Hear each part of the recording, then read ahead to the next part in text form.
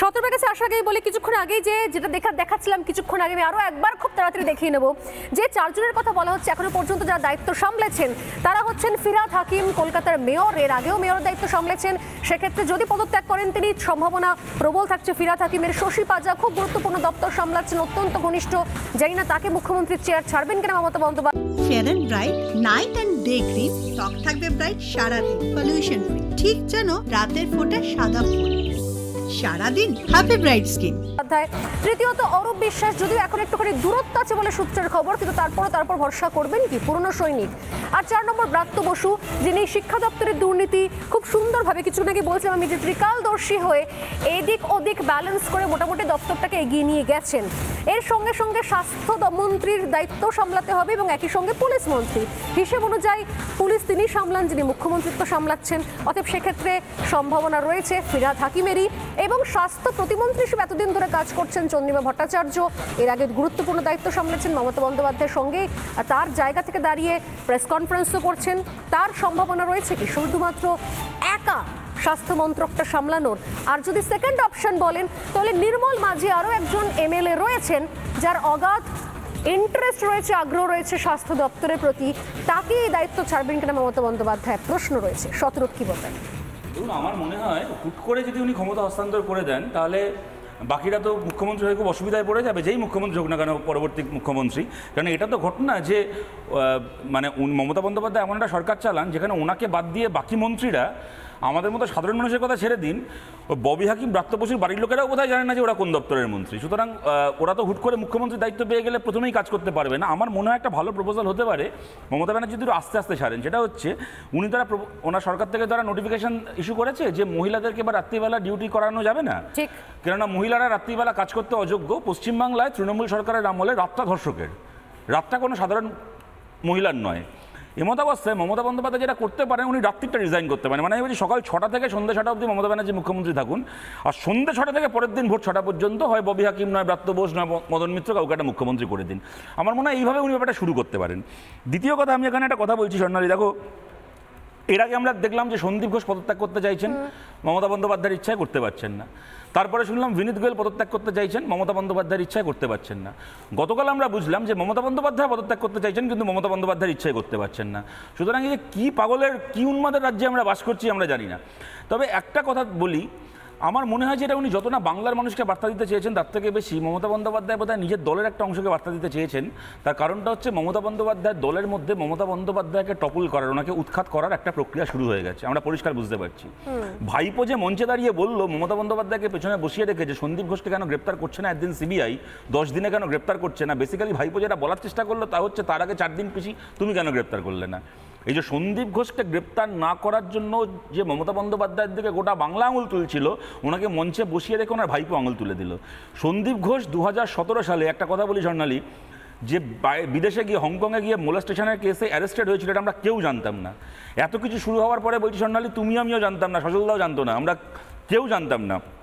আমরা ঘটনাটা জানলাম কদিন আগে যখন একটা বাংলা খবরের কাগজ এই খবরটাকে করলো এবং এই ঘটনাটাকে জানালো। খবরের কাগজটার মালিক এখনকে ভাইপোর আইনজীবী হচ্ছে ওই খবরের কাগজের এখন ঘুরপথে মালিক, কদিন আগেই খবরের কাগজটাকে কিনেছে। অতএব আমি পরিষ্কার এখানে এই কথাটা বলছি যে সন্দীপ ঘোষের কোথায় কোথায় পুরনো কেচ্চা আছে। এরকম একটা গুণধর লোককে কীভাবে মমতা বন্দ্যোপাধ্যায় আরজি করের মাথা করেছেন, এইটা কিন্তু মানুষের সামনে এক্সপোজ করার ক্ষেত্রে এখন ভাইপোর অফিস থেকে ইন্ধন বা উদ্যোগ শুরু হয়ে গেছে। সুতরাং মমতা বন্দ্যোপাধ্যায় কিন্তু এই বার্তা বাংলার মানুষকে দেননি, উনি দলের মধ্যে যে বিদ্রোহ তৈরি হয়েছে সেইটাকে কাউন্টার করার জন্য সরকারি মঞ্চটাকে ব্যবহার করলেন। আমি খুব সংক্ষেপে আর দুটো খুব ছোট্ট কথা বলছি। দেখুন, একটা হচ্ছে যে সুপ্রিম কোর্টের কাছে, মাননীয় সুপ্রিম কোর্টের কাছে জানতে চাই যে আর কতবার জুডিশিয়ারির নাম করে তৃণমূল কংগ্রেস এই সস্তা রাজনীতি করবে। কখনো শেখ শাহজাহানকে কেন অ্যারেস্ট করা হচ্ছে না? ভাইপো একেবারে মিথ্যা একটা কথা বললো, গরুচোর কয়লাচোর ভাইপো, যে নাকি হাইকোর্টের নাকি বারণ আছে বলে শেখ শাহজাহানকে অ্যারেস্ট করা যাচ্ছে না। পরের দিন হাইকোর্টে ব্যাপারটা মেনশন হলো, চিফ জাস্টিস খুব সম্ভবত নিজে সাক্ষাৎ বলে দিলেন যে একেবারে বাজে কথা, আমাদের এরকম কোনো নির্দেশ নেই। হাইকোর্টের নাম ব্যবহার করে মিথ্যাচার করলো। মমতা বন্দ্যোপাধ্যায় এখানে বলছেন যে সুপ্রিম কোর্ট নাকি ডাক্তারদেরকে মানে নির্দেশ দিয়েছে কাজে রিজিউম করার জন্য। পরিষ্কার বলছি, সুপ্রিম কোর্টের কথার অপব্যাখ্যা করছেন। ডাক্তারদেরকে সুপ্রিম কোর্ট সরাসরি নির্দেশ দেননি। সুপ্রিম কোর্ট যেটা বলেছেন তা হচ্ছে, আমি যে প্রথম দিন যে ইমিউনিটি দিয়েছিলাম যে কোনো শান্তিপূর্ণ আন্দোলনের উপর সরকারি হস্তক্ষেপ চলবে না, কালকে বিকেল 5টার মধ্যে আপনারা যদি এই কর্মবিরতি প্রত্যাহার না করে নেন, তারপরে চালিয়ে যান, তাহলে ওই ইমিউনিটি আর থাকবে না। পশ্চিমবঙ্গ সরকার যদি মনে করে তারা ব্যবস্থা নিতে পারে। সুপ্রিম কোর্ট নিজে থেকে কোনো নির্দেশ দেননি বা কোনো ব্যবস্থা নেওয়ার কথা বলেননি। সুতরাং এখানেও সুপ্রিম কোর্টের রায়কে অপব্যাখ্যা করছেন। তারপরে এত বড় মিথ্যে কথা বললেন, সাবজুডিস ম্যাটার বলে নাকি উনি ওটাকে নিয়ে মিটিং করতে পারেন কিন্তু সেটাকে লাইভ স্ট্রিমিং করতে পারেন না। আচ্ছা, ওটা যদি সাবজুডিস ম্যাটারই হয়ে থাকবে তাহলে আপনি মিটিংটাই বা করে কি করবেন? যা সিদ্ধান্ত হওয়ার, যা সমাধান হওয়ার তো জুডিশিয়ারি সমাধান করবে, সমাধান তো সুপ্রিম কোর্টে হবে। তাহলে আপনার সঙ্গে মিটিং করে সময় নষ্ট করে এবং সরকারের টাকায় চা সিঙ্গারা নষ্ট করে কার কী লাভটা হচ্ছে? আপনারই বা কী লাভ হচ্ছে?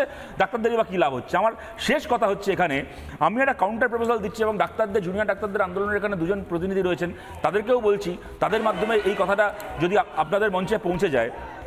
বেশ, সরকারের তো সমস্যা এখানে লাইভ স্ট্রিমিংয়ের সমস্যা, কিন্তু ঘটনাটার এমনি রেকর্ডিং করতে কোনো সমস্যা নেই।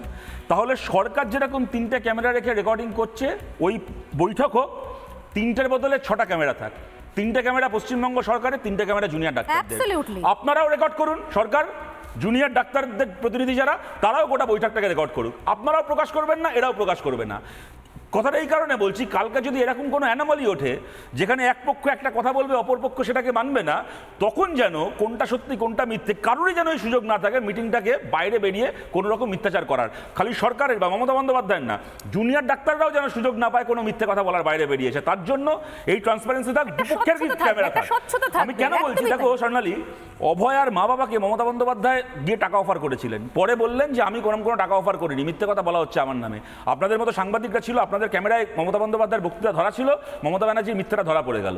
কিন্তু আমি ওনাকে বেনিফিট অফ ডাউট দিচ্ছি। এটাই তো বলছি আমি, এইটা তো লাইভ স্ট্রিমিং এ বলেছেন শতরূপ, লাইভ স্ট্রিমিং এ গত সোমবারের কথা, এবং সেই সময় তো বিষয়টা তো বিচারাধীন ছিল। ঠিক এইসব তো শুনুন, ওনার মতো থার্ড গ্রেড মিথ্যাবাদীর এসব লজিক ধরে কি হবে? ও তো যা বলেছেন। আমি কথাটা শেষ করিনি। আমি কথাটা এই কারণে বলছি, ধরুন কালকে আপনার সাথে মিটিং হলো, কেমন জুনিয়র ডাক্তাররা বেরিয়ে এসে বললো মমতা ব্যানার্জি আমাদেরকে টাকা অফার করেছেন, উনি আমাদেরকে বলেছেন তোমাদেরকে এত টাকা দিয়ে দিচ্ছি, কয়লা বালি চাকরি চুরির টাকা থেকে এত টাকা দিয়ে দিচ্ছি, তোমরা বাবু চেপে যাও, আন্দোলন তুলে নাও। মিথ্যা কথা বলতে পারে তো আপনার নামে।